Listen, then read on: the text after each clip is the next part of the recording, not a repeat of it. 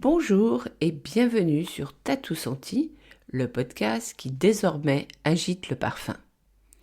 Pour cette 4e saison, j'explore toujours le monde du parfum avec une autre vision, celle de vivre et de mieux vivre le parfum, faire parler les odeurs, le nez et les saveurs, avec plus que jamais l'accent sur innovation, audace et créativité. Chaque semaine, j'inviterai à mon micro des chefs d'entreprise, des parfumeurs créateurs et tous ceux qui participent à la recherche et à l'innovation.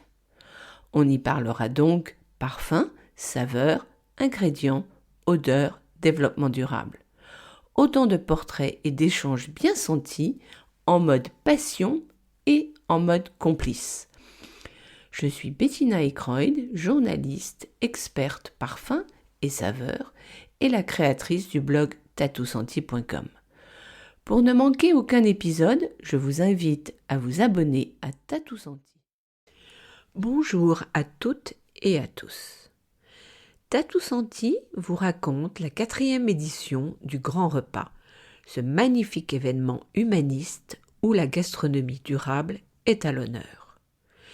Initié et orchestré par Emmanuel Hervé et Philippe Nègre, les 2 fondateurs, 2 amis de toujours et 2 épicuriens pour qui le repas entre amis est incontournable. Ils sont accompagnés par Thierry Marx et Guillaume Gomez, 2 ambassadeurs hors pair, tant par leur humanisme que par leur talent. À leur côté, Virginie Basselot, MOF et chef des cuisines au Negresco, est la marraine nationale du Grand Repas 2023. Pour reprendre ces mots, la rigueur est son maître mot et la transmission sa respiration. Sachez qu'elle est d'ailleurs reconnue comme l'une des figures de la nouvelle génération du paysage gastronomique français. Le Grand Repas, c'est le jeudi 19 octobre 2023 dans 60 départements français, sans oublier le département français d'outre-mer, La Réunion. L'idée est de fédérer des millions de Français autour d'un même menu local sur un même territoire préparé par une collectivité locale afin de redécouvrir les moments de partage. Pour les particuliers, le Grand Repas suggère de choisir un des menus des 60 départements, de le préparer et de le partager entre amis. Pour finir, le Grand Repas, c'est un enjeu de santé publique, c'est une invitation à célébrer l'art de vivre à la française. C'est aussi responsabiliser la gourmandise grâce à une gastronomie durable. En un mot, manger bon, c'est bien, manger bien, c'est encore mieux pour la santé et pour la planète. Alors maintenant, place à Emmanuel Hervé, puis à Philippe Nègre. Bonjour Emmanuel. En Bonjour. avant-première, quelle est la saveur de l'édition 2023 du Grand Repas, qui est, comme on l'a dit, un rendez-vous citoyen? C'est une saveur optimiste, Ben, ça fait du bien. toujours. Mais réellement, donc c'est la 4e édition, comme vous l'indiquiez. Et au niveau de l'association, on a la volonté de valoriser les acteurs locaux qui sont acteurs dans une alimentation responsable, qu'ils soient producteurs, distributeurs, restaurateurs. Et cette année, pour la 4e édition, nous sommes sur 36 menus différents. On expliquera peut-être le concept tout à l'heure, qui rayonnent sur à peu près une 60aine de départements. Alors, il y en a qui démarrent, d'autres qui sont sur la 4e édition. Donc c'est à des dimensions différentes en fonction des départements. Mais 60 Et dont la départements, Réunion. sur tout le territoire national, que ce soit la Réunion, l'Alsace. Je ne vais pas commencer à en citer parce qu'après... Non, mais la Réunion est peut-être importante sûr. à citer, puisque c'est la Bien sûr. première région d'Om-Tom Bien sûr. française qui... Et c'est la 3e fois qu'ils participent. D'accord. Et ils sont hyper motivés et ils font des choses extraordinaires sur la Réunion par rapport au quotidien de leurs actions, à la fois sur les produits et la restauration. Mais ce qui est intéressant, c'est la dynamique dans laquelle nous sommes, puisque on a commencé, j'ai créé l'association en 2019, on a fait la première édition en 2019, il y avait 5 menus et une dizaine de départements qui étaient concernés. En 2020, on ne l'a pas fait, c'était le Covid, bien évidemment. En 2021, nous étions à 10 menus et une quinzaine de départements qui étaient impliqués. En 2022, nous étions donc à 24 menus et puis une quarantaine de départements, et cette année 36 menus et une soixantaine de départements. Donc la dynamique, et c'est ce qu'on souhaite. Oui, la croissance est positive tous les jours, ouais. Tranquillement, sereinement, par le bouche à oreille, avec pour objectif d'arriver à avoir à terme tous les départements impliqués pour recouvrir et mettre en avant la diversité de notre patrimoine alimentaire et culinaire, qui est une des richesses de notre beau pays. Absolument. Alors, avant de rentrer dans toute cette initiative et son évolution, quelques mots sur la marraine nationale Virginie Basselot. Comment et pourquoi et comment ça a été décidé? Alors, chaque année, on essaye d'avoir un parrain ou une marraine nationale pour aider à la communication. Virginie Basselot on s'est croisés lors d'un événement, et elle est impliquée au quotidien sur l'importance, alors c'est pas la seule, il y en a mais impliquée sur le choix des produits, la qualité des produits, la manière dont ils sont produits, et en plus avec une gentillesse et une disponibilité dont on la remercie d'ailleurs, parce qu'elle est très très très occupée, pour pouvoir accepter d'être notre marraine cette année. Une année c'est un homme, une année c'est une femme, il y a aussi de la diversité et c'est très très bien. D'accord. Et elle est plutôt dans le sud, hein? Alors elle est à Nice, puisqu'elle est à l'hôtel Negresco, bien sûr. Mais, et elle a plein d'autres activités, même en dehors du Negresco.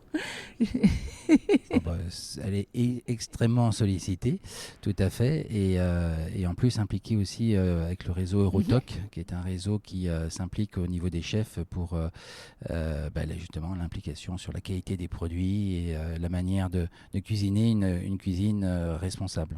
Peut-être, on entendra plus tard Philippe, mais de votre côté, comment est née cette initiative et quelle, pour vous, quand vous en avez décidé, quelle était votre envie première, votre envie la plus grande? Alors, moi, premièrement, le repas et la gastronomie, c'est un plaisir à titre personnel. C'est pas une contrainte, c'est un vrai plaisir. Mais le repas au sens, le repas pris en commun. Hein. Et donc ça, c'est à titre personnel et à titre de citoyen et acteur actif dans la société. Ce qui m'intéresse, c'est pour ça qu'on l'a appelé le grand repas quand j'ai créé l'association, c'est le repas pris en commun. Que ce soit le repas familial, le repas entre amis, le repas professionnel, le repas diplomatique. Les valeurs portées par le repas, c'est un moment privilégié de rapport à autrui et de vivre ensemble. Quelles sont-elles d'ailleurs ?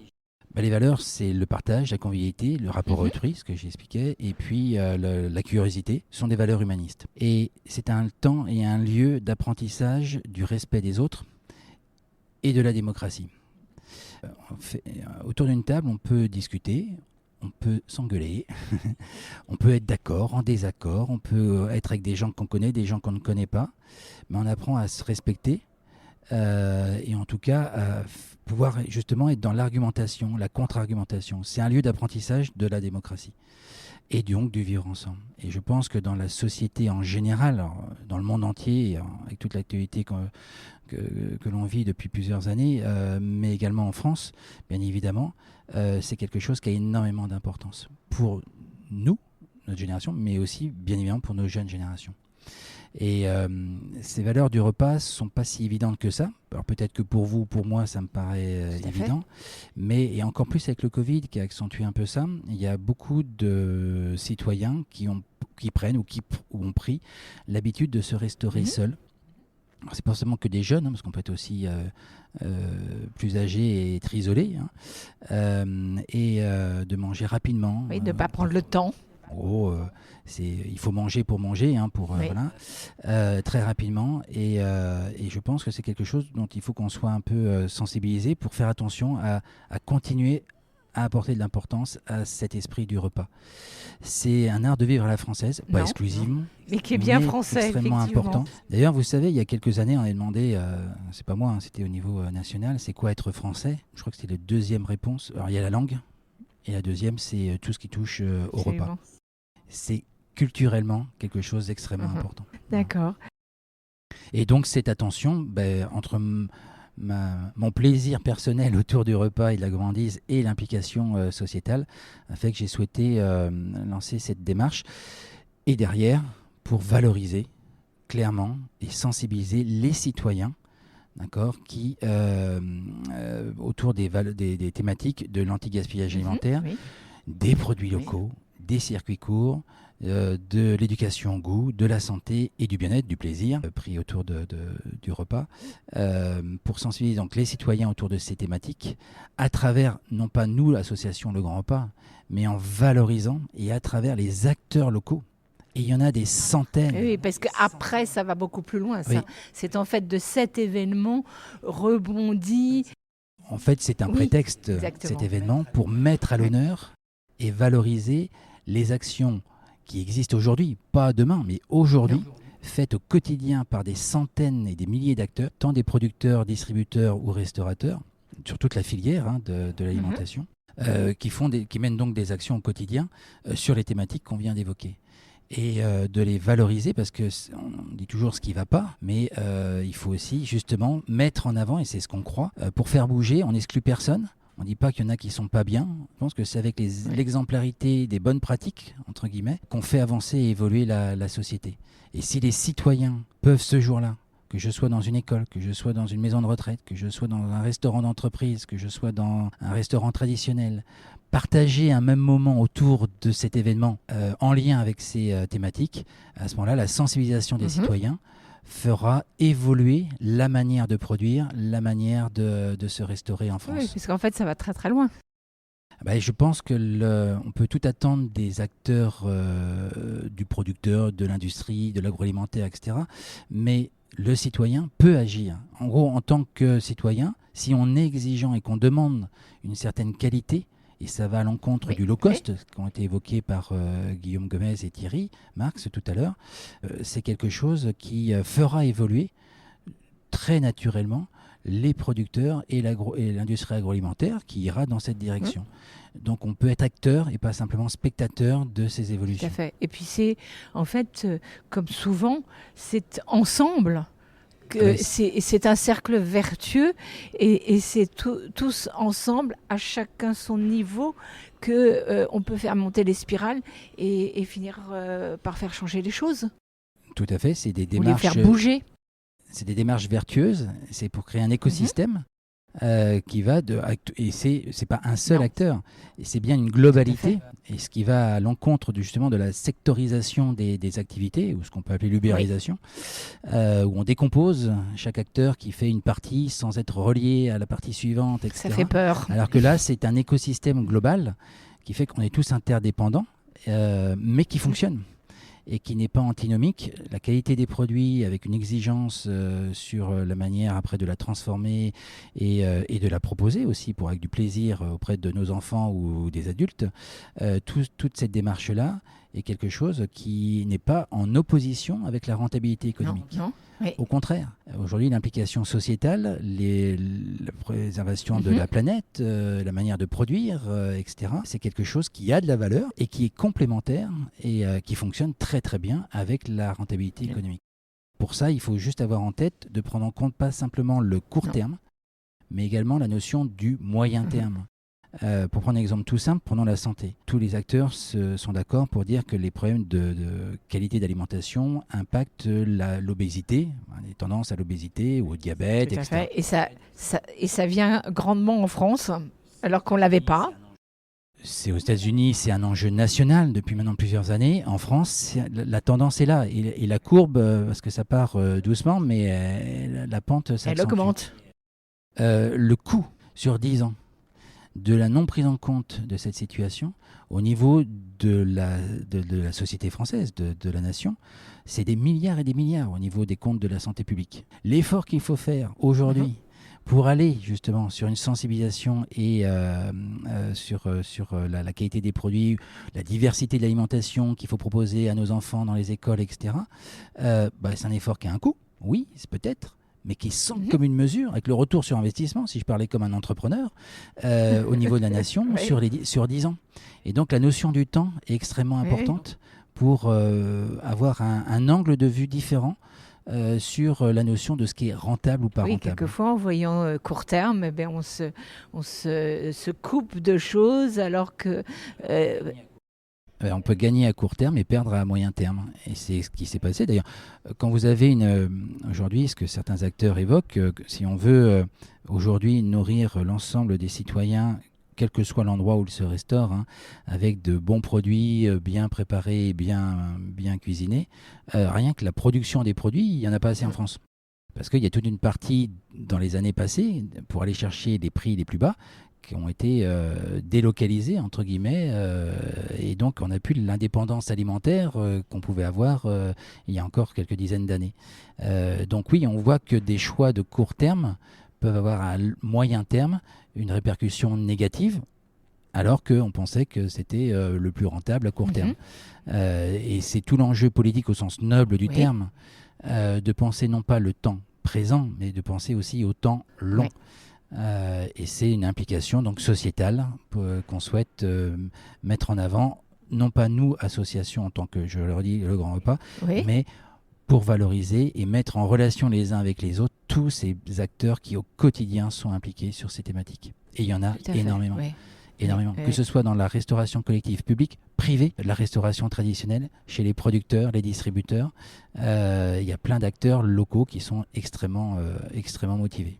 Et ça marche. Et en plus, il ne faut pas l'oublier que nous avons des agriculteurs, mais nous avons en fait on a une culture en France de paysans. On a une histoire. Il n'y a pas longtemps, je crois qu'avant-hier, j'ai entendu une femme qui nous parlait des Navarros. Et les Navarros, les paysans Navarros qui ont perdu une part de leur culture, sont venus en France communiquer et échanger avec des paysans français. Bien sûr. Ce qui est quelque chose de fou. Donc on a cette histoire, donc, entre autres. Mais comme tout individu, aujourd'hui on s'intéresse à la fois à ce qui se passe au niveau mondial. On veut l'actualité à travers n'importe quel pays du monde, et en même temps au local. Et pour pouvoir se projeter dans l'avenir, il faut aussi connaître ses racines. Pas pour en faire quelque chose de nostalgique. Mais... Et replier sur soi non plus. Et surtout pas. Enfin, chacun fait comme il veut, mais c'est pas la démarche qui est valorisante. Mais de savoir d'où on vient, d'avoir des racines, ça permet de se projeter vers le futur.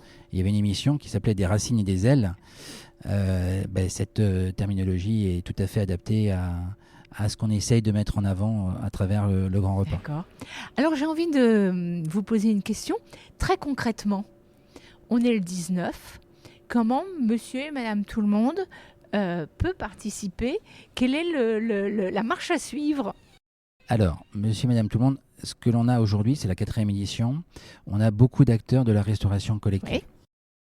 On a encore peu d'acteurs de la restauration traditionnelle. Pour une raison très simple. C'est qu'il y a une très grande diversité d'acteurs de la restauration traditionnelle et qu'il faut aller les chercher un par un. Alors que les acteurs de la restauration collective sont plus faciles, moins nombreux. Plus faciles à fédérer. À fédérer, voilà. Et donc on a souhaité commencer, non pas parce que c'était notre choix, mais par ceux qui étaient les plus faciles à sensibiliser et à fédérer les acteurs de la restauration collective. Ce qui fait que dans les départements où c'est proposé, les acteurs qui souhaitent librement participer, parce qu'on ne l'impose pas, ça peut être dans telle école, dans tel lycée, dans tel hôpital, etc., Si ce jour-là participent au grand repas, les citoyens qui seront dans ces endroits-là, naturellement, auront la possibilité d'être acteurs de cet événement. D'accord. Voilà. Par contre, on ne peut pas s'y inscrire à titre personnel pour aller dans une école, un lycée ou un restaurant d'entreprise, etc. Et ensuite, on met de toute façon les restaurants traditionnels, on en a encore très peu. Mais il y en a quelques-uns. Il y en a quelques-uns, mais c'est l'objectif de l'année prochaine. D'accord.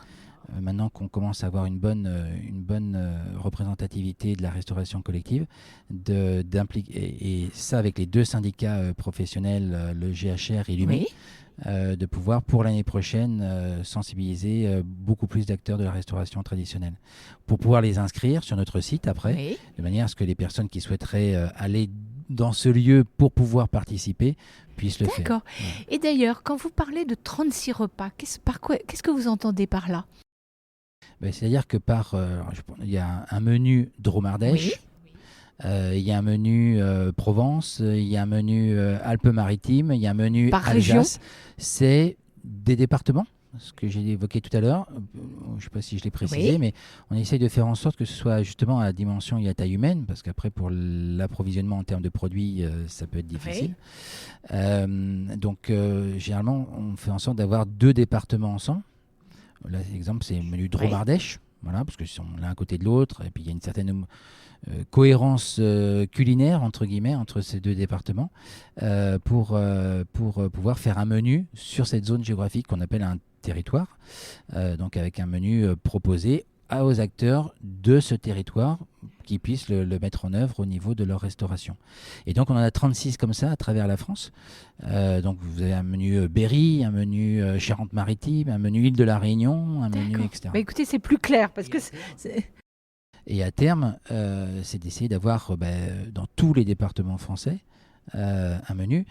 Et quand il y aura une certaine dimension, peut-être encore dans 1 ou 2 ans, d'arriver peut-être à 99 menus différents. On s'est rendu compte que la bonne dimension, c'était 1 département, voire 2 départements. Parce que ça recoupe notre histoire culinaire, notre patrimoine. Absolument, qui est très riche. Et la faisabilité de pouvoir s'approvisionner par rapport aux produits qui seraient proposés. Si vous avez 50 000 ou 100 000 personnes qui s'approvisionnent au même endroit pour avoir le même produit le même jour, ça finit par être difficile. Et en fait, c'est pas réalisable.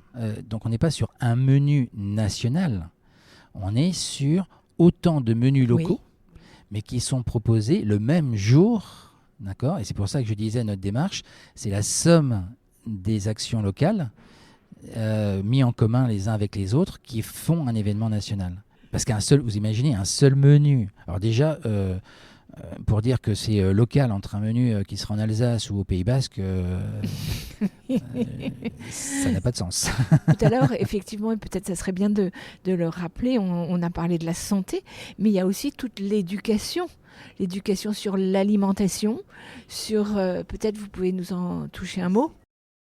Là, nous, on met à disposition cet événement pour que justement les acteurs, notamment dans les écoles, puissent utiliser, pour ceux qui participent, puissent, au niveau des enseignants, potentiellement, prendre prétexte de cet événement pour sensibiliser les enfants, justement, à l'éducation au goût, les produits, comment sont les produits, le producteur local, comment pour tel légume ou telle viande ou tel, etc., ça peut être produit, de connaître l'ensemble de la chaîne économique qu'il peut y avoir derrière, et puis l'éducation au goût, au sens participer à même, ça a été évoqué, de pouvoir avoir dans chaque école un temps autour de la gastronomie, quelque part, pour pouvoir avoir une sensibilisation à la manière de produire, à la manière de compter, parce qu'il faut peser quand on fait une recette, à la manière d'ouvrir sa curiosité au niveau des papilles,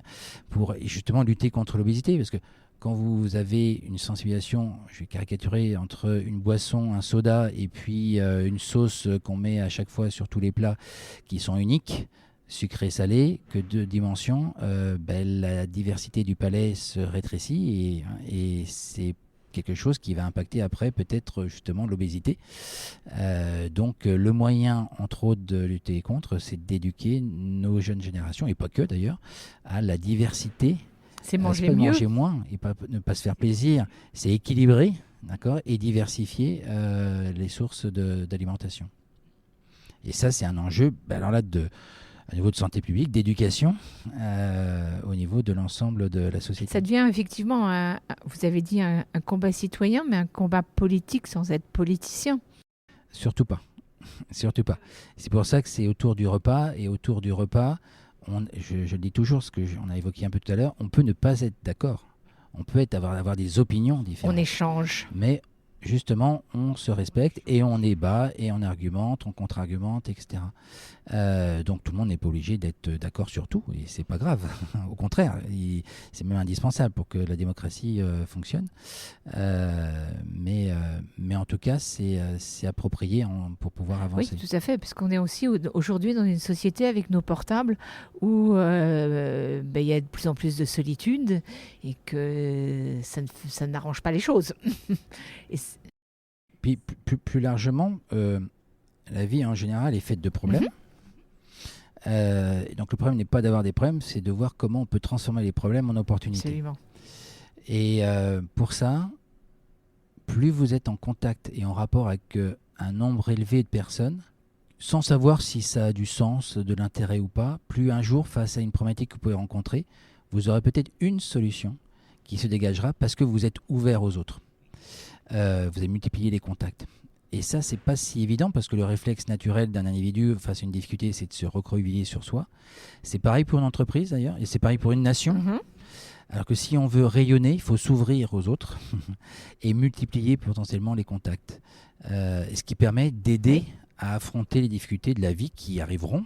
D'accord ? Et donc le fait d'être sur les thématiques qu'on évoquait du repas pris en commun donneront à tous ceux qui ont pris l'habitude d'être en relation avec les autres, avec des gens qu'on connaît ou avec des gens qu'on ne connaît pas, de pouvoir être mieux armés pour affronter les difficultés de la vie qu'ils rencontreront. Tout à fait.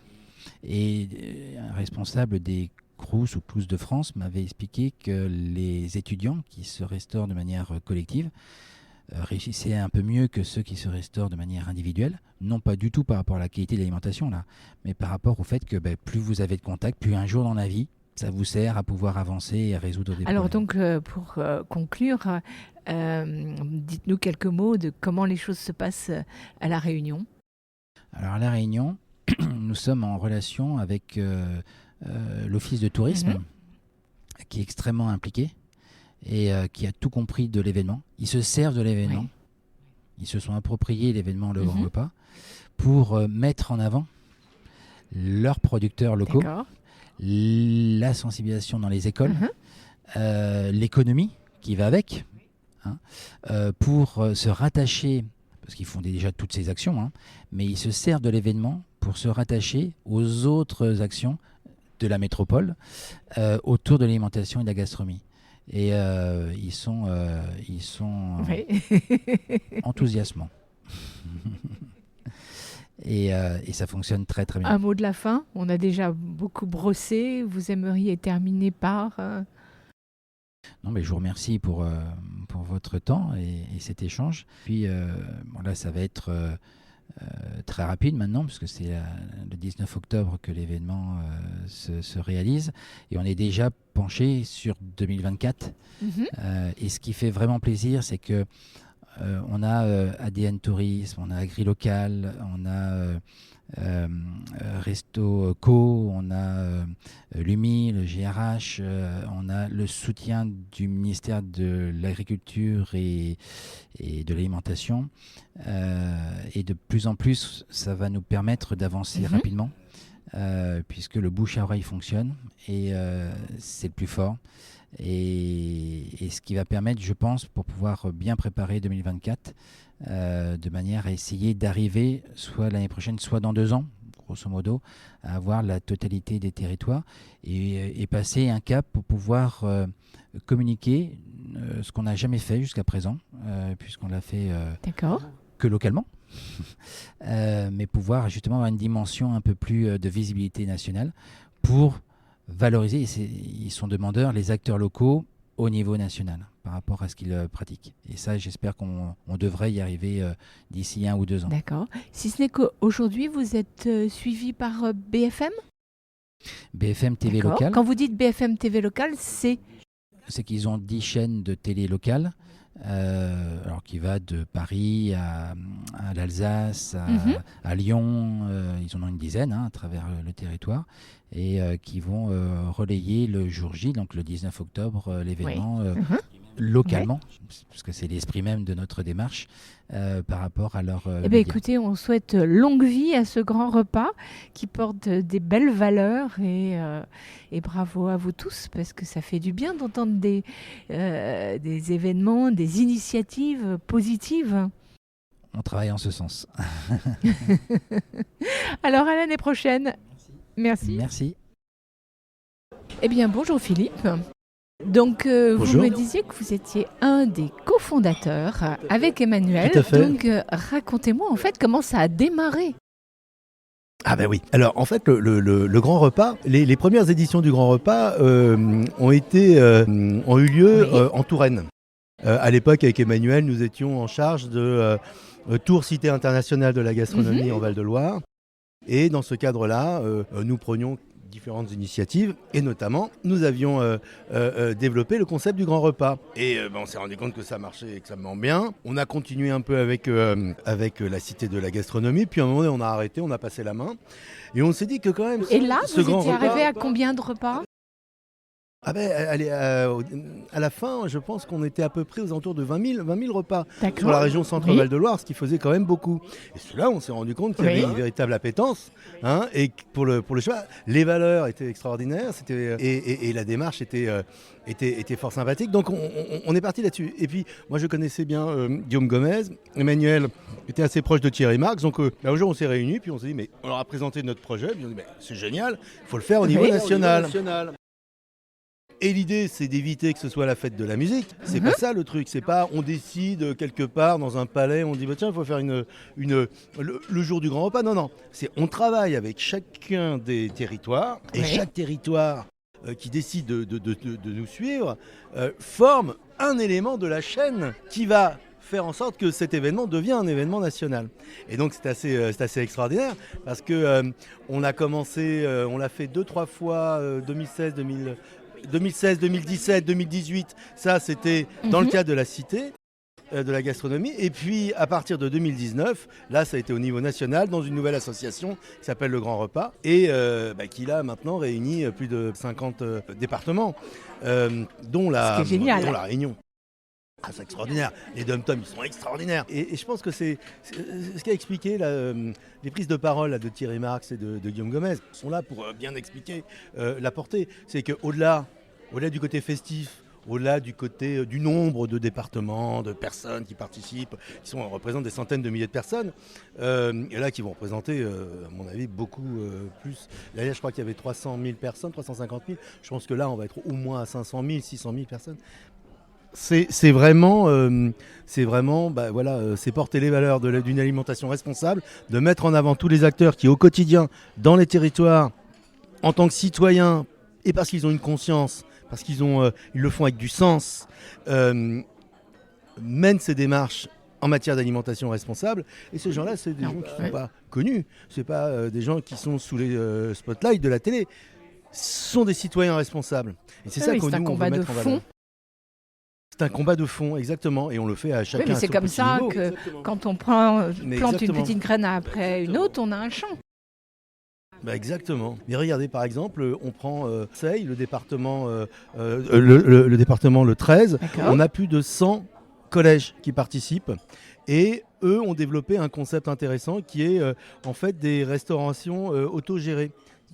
Intéressant comme modèle.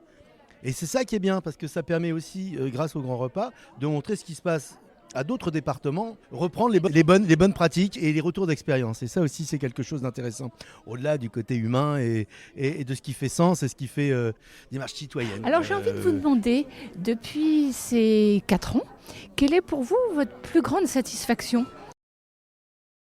Ah, ma plus grande satisfaction, le fait de voir que ça a pris. Mais je pense que satisfaction, surtout, plutôt mes plus beaux souvenirs, c'est à Marseille. C'est dans un centre en fait, qui s'appelle La Maison à Gardanne. C'est un centre de soins palliatifs, donc c'est pas très rigolo. Et ben, le concept, c'est le fait d'avoir rencontré cette personne. La personne qui gère ça, qui a inventé ce lieu. Et en fait, il a mis les cuisines au milieu. Et en fait, il est parti du principe que l'alimentation, c'était aussi un médicament. En fait, il a mis les cuisines au milieu. Et les odeurs circulent dans toutes les pièces. Et tout est fait. Lorsque le patient arrive, on regarde sa pathologie. Et en fait, on transforme l'aliment pour qu'il puisse l'ingurgiter. Au pire, on le broie, c'est pas grave. Mais il a l'aliment. Et l'aliment devient un médicament, devient un soin palliatif comme les autres médicaments. Et ça, c'est quelque chose qui m'a marqué, d'autant plus qu'il y avait dans ce lieu, qui est un lieu quand même Oui.